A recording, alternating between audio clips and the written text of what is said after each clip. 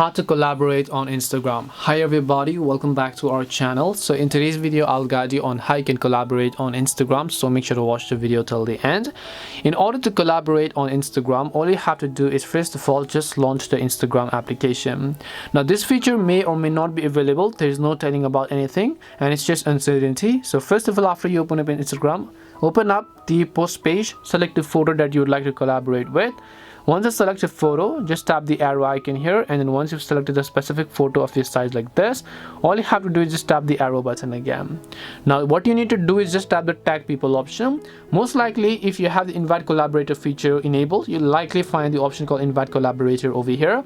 But in case you don't, you can also just collaborate with them by just tagging with them. So you can just go ahead and select that person, you can go ahead and select the person that you'd like to tag like this, and then once you've done that, you can just tap the arrow icon. Collaborating is also almost same as tagging people, but the only feature that collaboration gives you is that it is also going to post to the other person once they have actually approved it. Once you've done this, all you need to do is just tap the arrow icon from the top right to complete your collaboration.